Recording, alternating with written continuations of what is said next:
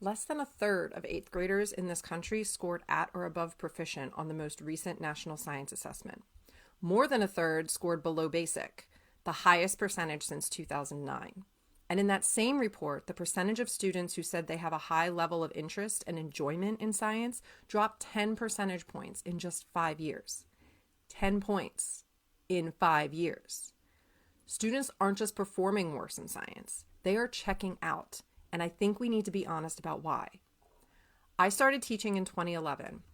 I had a textbook for every kid, a CD of PowerPoints, and the freedom to figure out the rest myself. It was hard.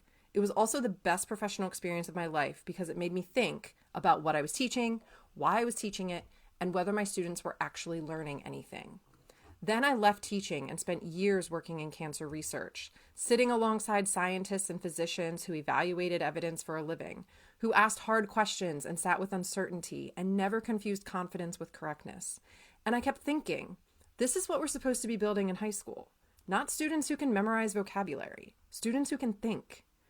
When I came back to the classroom in 2020, I barely recognized it, and not just because of the pandemic.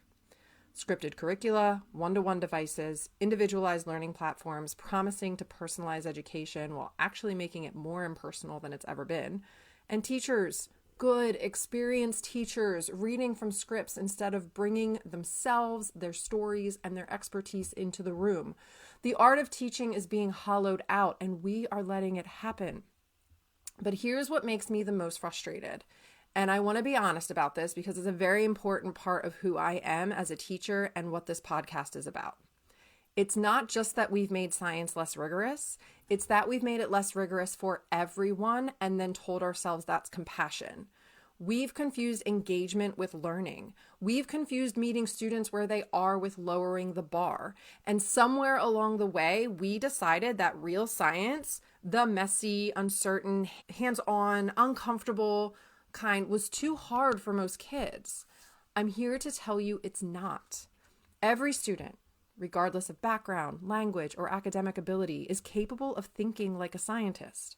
The student headed to a STEM PhD program, the student going straight into the workforce, the student who walked into your classroom last week and doesn't speak English yet. They all deserve a science education that asks something real of them, not a script, not a screen, something real.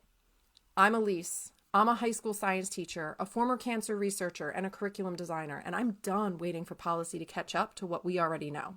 Because here's the thing, we don't have to wait. We still have our classrooms. We still have our professional judgment. We still have the ability to put something real in front of our students and ask them to think instead of just click. The Lab Bench, Science Education Unfiltered, is a podcast for the science teacher who knows something is wrong and wants to do something about it. Not eventually, now. No scripts, no edits, just honest conversation about what we've lost, what we can reclaim, and what it actually looks like to teach science the way it was meant to be taught. For every student in front of you. I'm Alyse. This is the Lab Bench. Let's get to work.